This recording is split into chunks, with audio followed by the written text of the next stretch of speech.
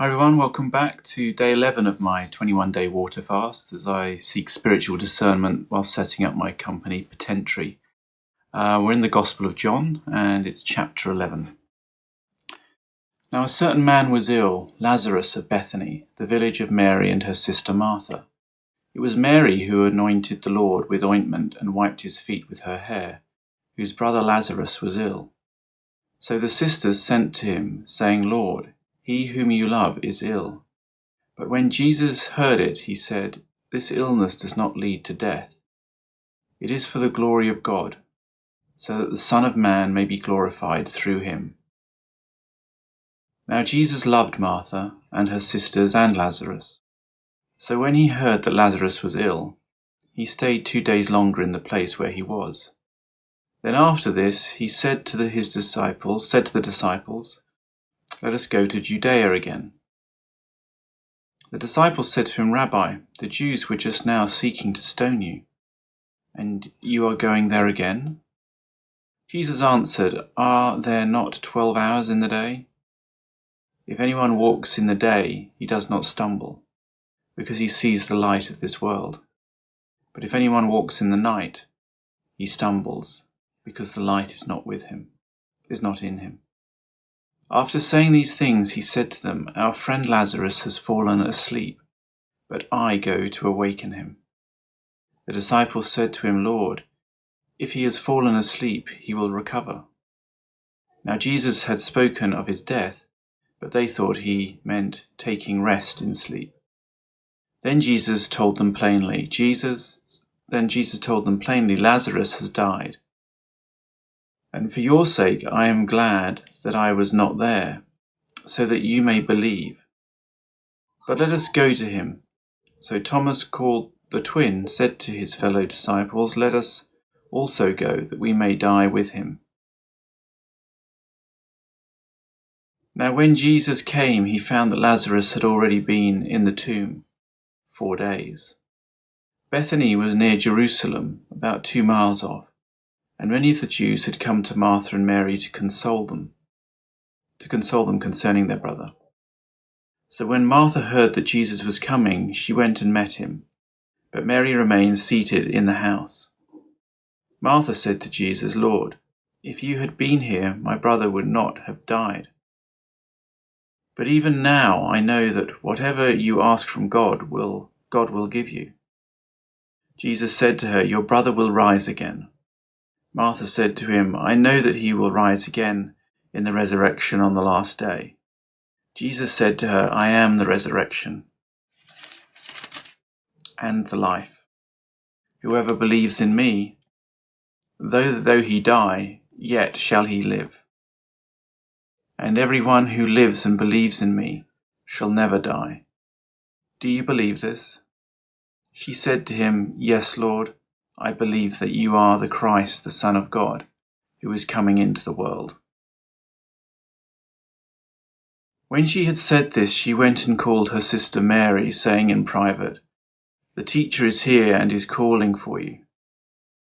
And when she heard it, she rose quickly and went to him. Now Jesus had not yet come into the village, but was still in the place where Martha had met him. When the Jews who were with her in the house, consoling her, saw Mary rise quickly and go out, they followed her, supposing that she was going to the tomb to weep there. Now when Mary came to where Jesus was and saw him, she fell at his feet, saying to him, "Lord, if you had been here, my brother would not have died." When Jesus saw her weeping, and the Jews who had come with her also weeping, he was deeply moved in his spirit and greatly troubled. And he said, "Where have you laid him?" They said to him, "Lord, come and see." Jesus wept. So the Jews said, "See how he loved him." But some of them said, "Could not he who opened the eyes of the blind man have also kept this man from dying?" Then Jesus, deeply moved again, came to the tomb. It was a cave, and a stone lay against it. Jesus said, "Take away the stone." Martha, the sister of the dead man, said to him, "Lord, By this time there will be an odor, for he has been dead for 4 days. Jesus said to her, Did I not tell you that if you believed, you would see the glory of God? So they took away the stone, and Jesus lifted up his eyes and said, Father, I thank that you have heard me. I knew that you always hear me.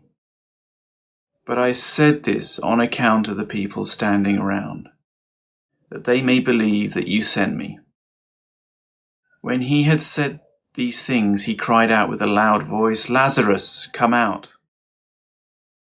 The man who had died came out, his hands and feet bound with linen strips, and his face wrapped with a cloth. Jesus said to them, Unbind him and let him go. Many of the Jews, therefore, who had come with Mary and had seen what he did, believed in him. But some of them went to the Pharisees and told them what Jesus had done. So the chief priests and the Pharisees gathered the council and said, What are we to do? For this man performs many signs. If we let him go on like this, everyone will believe in him, and the Romans will come and take away both our place and our nation. But one of them, Caiaphas, who was high priest that year, said to them, You know nothing at all, nor do you understand that it is better for you that one man should die for the people, not that the whole nation should perish. He did not say this of his own accord, but being high priest that year, he prophesied that Jesus would die for the nation, and not for the nation only, but also to gather into one the children of God, who were scattered abroad. So from that day on, they made plans to put him to death. Jesus therefore no longer walked openly among the Jews, but went from there to the region near the wilderness, to a town called Ephraim, and there he stayed with the disciples. Now the Passover of the Jews was at hand, and many went up from the country to Jerusalem before the Passover to purify themselves. They were looking for Jesus and saying to one another as they stood in the temple, What do you think? That he will not come to the feast at all? Now the chief priests and the Pharisees had given orders that if anyone knew where he was, he should let them know, so that they might arrest him. And this is the end of chapter 11. So there in chapter 11 we have the miracle of Lazarus being raised from the dead. The point that I'm sort of reflecting on here is that whenever Jesus performs a miracle, whether it's, in this example, he's asking Martha, do you believe this? When he says that whoever believes in me, though he die, yet shall he live, and everyone who lives and believes in me shall never die. And then he asks, do you believe this? And she said to him, Yes, Lord, I believe. And then just reflecting back to when Jesus performed his other miracles, he's asking, for example, the lame man by the pool, do you want to be healed? And so there's this, so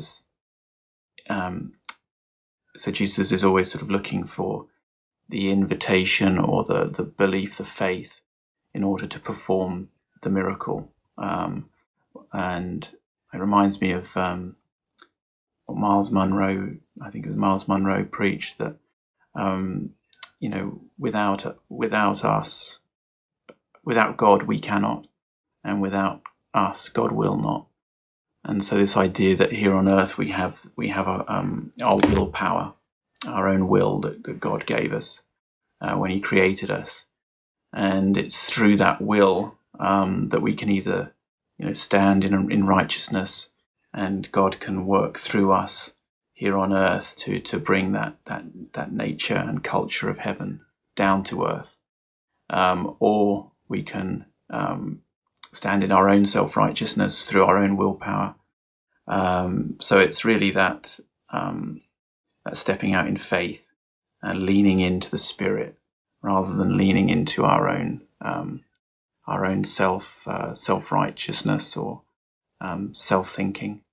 That I believe we're being called to do through faith and through the Scripture. So that's what I took from that. But please, let me know your thoughts around that in the comments.